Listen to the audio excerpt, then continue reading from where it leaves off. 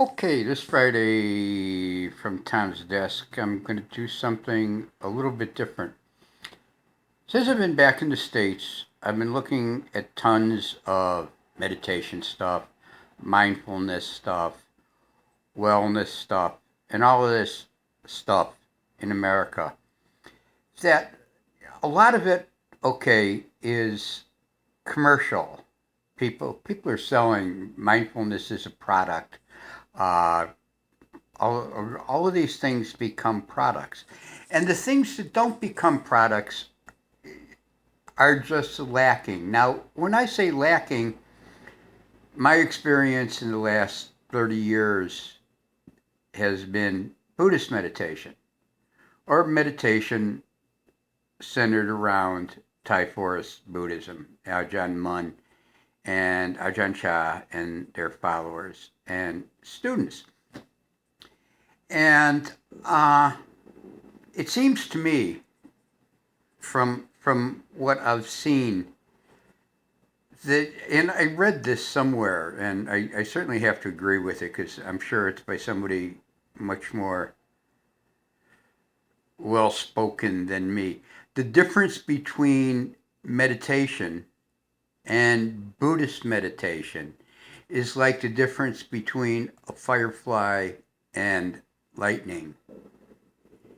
And sorry about that. It pretty much seems to be, from my experience and in my humble opinion, pretty much the way it is. I read things people are writing, and I read about classes and courses that are available. And I'm certainly not one for structure, and I doubt if structure is really the correct word. But there's no, what seems lacking is investigation. There's no, Buddhism and what the Buddha taught, the Four Noble Truths and so on and so forth, are nothing, there's nothing to be believed.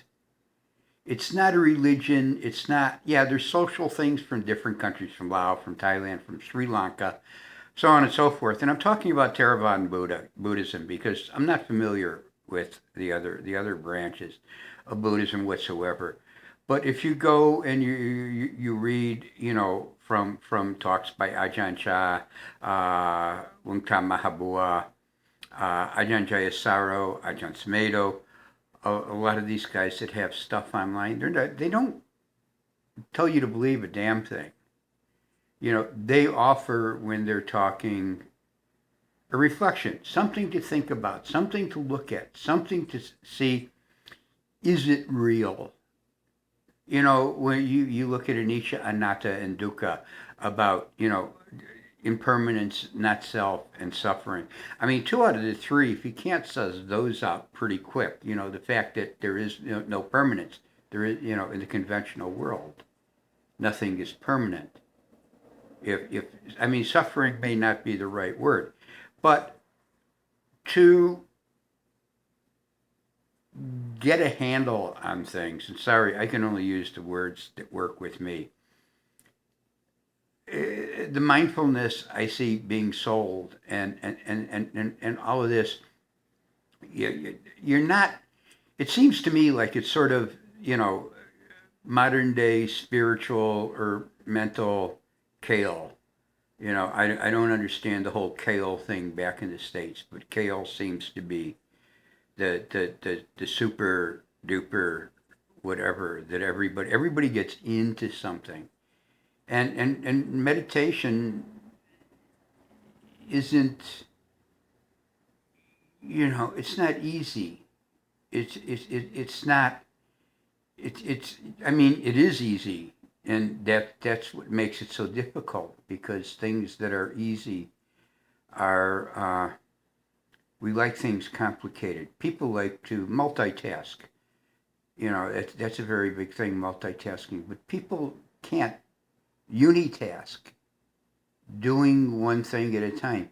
People are very quick to judge. I notice in all of this, people want to have good minds. People want to have gem. Life's not like that, folks. We're not that way. And looking at these things and following and studying what's taught and looking at what is taught and tearing it apart. Not believing it, but seeing, is it true? Is it applicable? And then applying these things.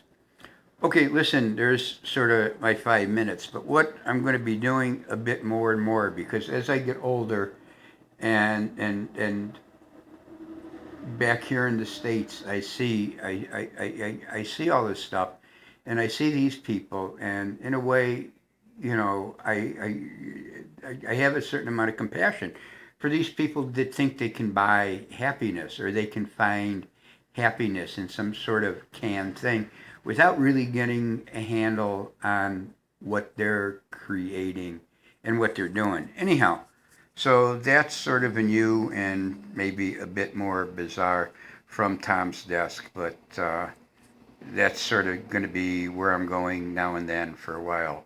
I look forward to anybody's comments and whatever, and y'all take care. Bye.